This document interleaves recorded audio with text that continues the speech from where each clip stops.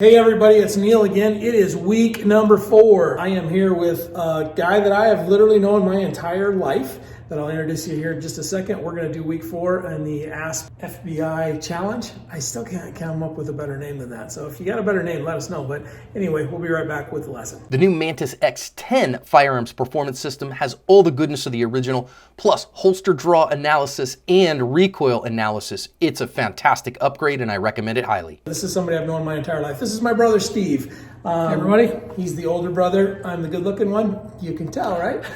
And we no have argument there. Yeah, so so Steve and I grew up together. He's got a very similar background to me as it comes to guns, right? I think so. We grew up with guns. We hunted and fished and Guns and bows and arrows and blow darts and you name it. If it had a projectile, we're I still in. got a scar right there from a blow dart. But anyway, we've been. We shared a room for way too many years, right? Way too many. Yeah. So, and for the record, are you joining the FBI? No, Okay. not that I'm aware of. Mom, neither of us are joining the FBI. Just get over that, all right? So, I don't know, has she called you yet? Because she keeps calling me thinking No. we're joining the FBI. We're not joining the FBI. We are doing a challenge to see if we can pass the same qualification that an FBI student or potential agent can. And we're having a lot of fun while we do it too. So I just want to thank you for doing this. There's a lot of people that are out there saying, and there's something going around in the gun circles right now about training people that you're related to or married to. Husband and wife thing is a big challenge for sure. But when it's your little brother that's teaching you stuff, it takes somebody to say, hey, you know what, I don't know You everything. kind of got to swallow your ego. It's okay. And he did a really great job. So that's awesome. Steve, share a little bit of your background, more of your background with hunting. What do you want Yeah, sure. I grew up in the middle of South Dakota.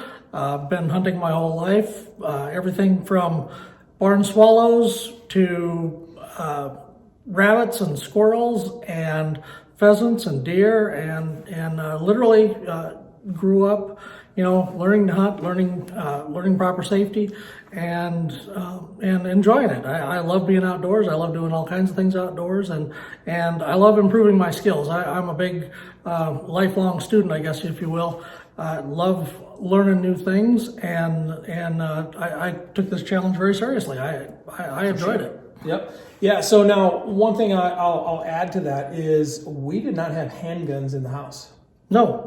Dad did not have a hand. We had a shotgun and a rifle, some 22s, our bows, blowguns. Remember the summer with the bats in the barn and the blowgun, or was that just me? It might have been just you. You don't hunt bats. Bats Yeah, eat. they don't like it when you do that. You might be bat something crazy. I don't know. Anyway, we shot a lot. I think we grew up with safety as the biggest thing, right? You load your gun when you get into the field, and that is one. You unload it when you leave the field. And you're on safety as you're walking through the field. Probably the vast majority of our hunting, I would say, would be deer and pheasant. Absolutely. Mostly pheasant. Mostly probably, pheasant. right? So we spent a lot of time with shotguns. In hours spent, absolutely pheasant. For sure, yeah, right? We're South Dakota boys, so we've got to shoot a bird or two, right? The difference when you go to the self-defense world and into the handgun world is kind of dramatic. Would you not agree? Oh, very much. Yeah, because all of a sudden it's carry with one in the chamber. You don't have a safety on your gun. That's weird. Right? Is that? It was for me. It took me a while to get over that. Putting one in the chamber and then strapping it on myself. I'm like, this is not from this tall. I've been taught the gun is unloaded as soon as you're out of the field. So, that's a big thing for us to get through. And clearly we both got through it, right? And we're here where we are now. When I first came to you and said, hey, do you want to do this thing? I got the Mantis guys are gonna, we're gonna try this. What were your first thoughts? Did you think it was gonna be a walk in the park? What'd you think? Actually, my first thoughts were, I'm kind of curious how I would do with the Mantis device. My first thought was, hey, this is cool. I would really like to see where I can improve my game, as it were, on just working with handguns. It kind of instilled a few more good characteristics, I guess, to help me get that ingrained. Okay. Yeah. I'll add to that one more thing. I don't know if you guys can tell this or not, but what do you do for a living? I'm a nerd for a living.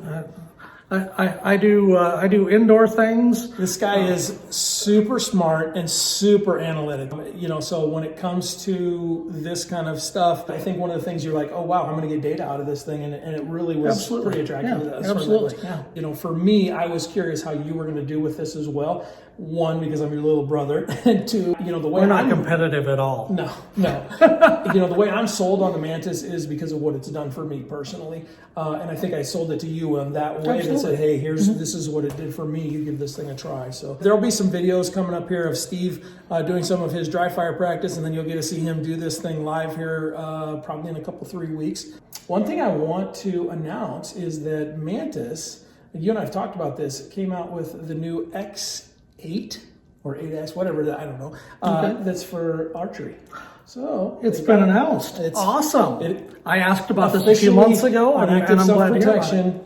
Today, it's being announced, so you get to be part of the announcement. Awesome. I didn't even tell you that. But anyway, so we'll get some of those. Great. We're gonna make some videos with those things too. That'll be fun, right? So let's introduce week number 4. We've pushed through a lot of open training. We've done some compressed surprise break. We've done some strong hand only, probably a little bit of weak hand only.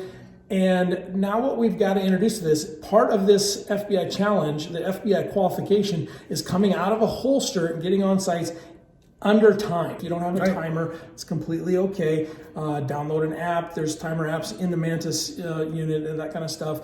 But what we're going to do is we're going to work holster draws. Now, if you don't have a holster that will handle the Mantis, this week you're not going to get to use the Mantis. If you do have a holster that'll handle the Mantis, great. Also, there's the option to get the base plate. And actually, I'm going to post that. Remind me to post that on the base plate is a good thing. Yeah, the base plate. You've seen that on mine. That's what I use, so then I don't have to have a special holster for it. Here, I'm going to get my gun out here. See if you want to go ahead and tell me what you see there.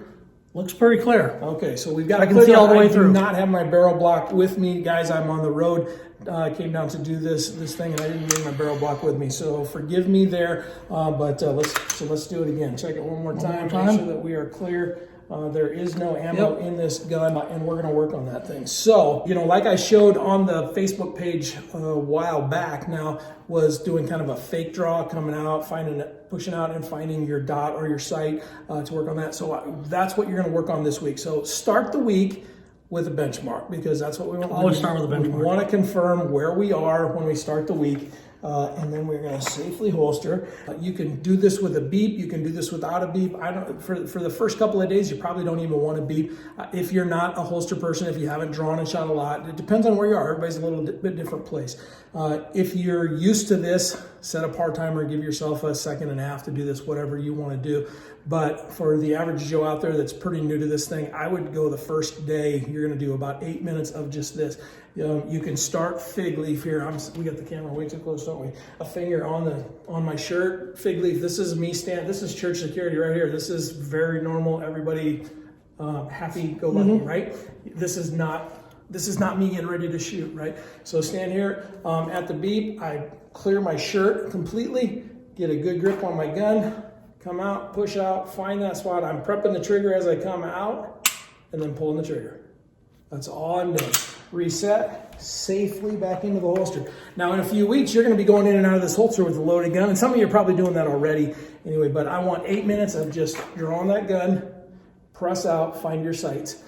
We're myelinating stuff in our brains here, folks. That's why we're pressing out to find that sight. You can go slow and make sure you find that sight, do it a few times, and then speed it up. Micro drills, we're breaking this up. So this week, we're doing that. Now, one of the things that I want you to think about, and I'll face the camera here, is this shoulder. And I struggle with this shoulder a lot when I draw, because I'm doing that. That's extra movement. The less movement you can have in your body as that gun comes out of the holster, the quicker you are on target, right?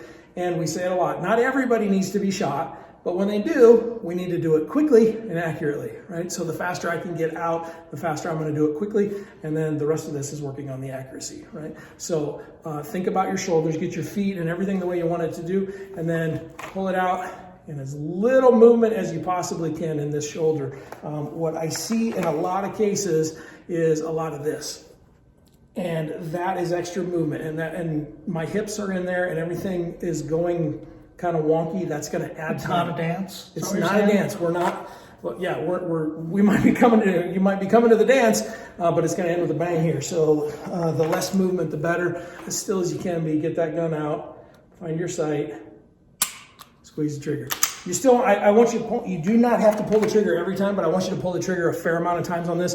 Don't want to myelinate in that you pull the trigger every time you draw that gun. So maybe every, you want to mix it up. So don't give yourself a cadence. Don't, just have some fun with this. Push that thing out, pull the trigger once in a while, decide you're going to pull it 5 times and then don't pull it 5 times. Whatever works for you. This is not a one size fits all, right? True. Last week you guys met BJ. Who had never pulled the trigger hardly at all before this. This week you're meeting Steve, who grew up with guns. There's a lot of us, and we use the quotes thing, grew up with guns, because that's typically the guys like, I already know what I'm doing, I don't need training. So many people say that. Do you think that you could have gone off and just passed the FBI qual without doing a little bit of training? Oh no, not at all. So not even remotely. Right. And for several reasons, but the primary ones, you're not used to, without having some of this training, you're not used to the idea of drawing, acquiring a target, and consciously deciding, that I'm focusing on that front sight and making sure that I get on target where I need to be. Because the real trick for me was that 15 and 25 yard shot. Yep. Under time duress. It was pretty amazing to actually, do it and make it happen, and I was glad I was glad to be successful. Let's just put it that way. It ended up the right way. So I'll add one more thing for everybody this week. If you can, I know not everybody has a tripod and a place to set up a camera or whatever. Lean your camera up against the wall. Do something. Videotape yourself. If you want, post it in the Facebook group. You don't have to. Videotape yourself and then go back and analyze it and look at things like your shoulders, look at your grip, look at your draw, look at those different things and see how you're doing. If you want some feedback, there are a ton of people. There's we're going on now 1,300. We've had a pretty good amount of people join since we've started this. If you want some feedback, post a video and you'll get it. There will be no rude comments. We're not putting up with that. This is to help people get better, and everybody is at a different place in their journey, so there's nothing to worry about. If it's something that you're not comfortable posting, but you'd like some feedback, send me an IM. I'm not going to post it. I'll give you some feedback, or we can have John do it, or there's lots of different places that we can go. But if you measure it, you get better. That's kind of the motto with Mantis. When you're doing this, if you don't have something to measure, there's not a really different way to get better other than the video. And I'll tell you this, in the last few weeks, I've learned how to do the screen record.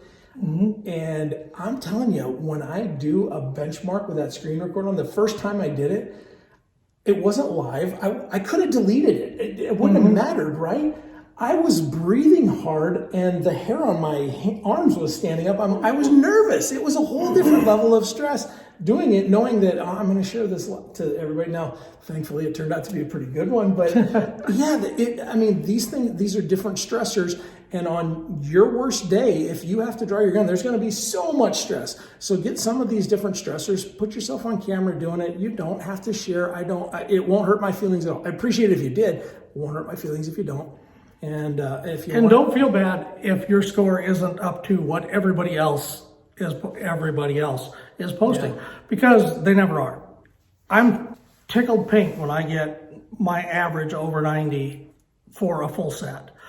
There are going to be shots where you're hitting a 60. There's going to be shots where you're hitting in the 80s. Don't let that deter you. Don't let that make you gun shy at all, for lack of a better term. But go ahead and post it, because you'll get feedback, and by and large, people have been very helpful, and the ASP team have been terribly helpful.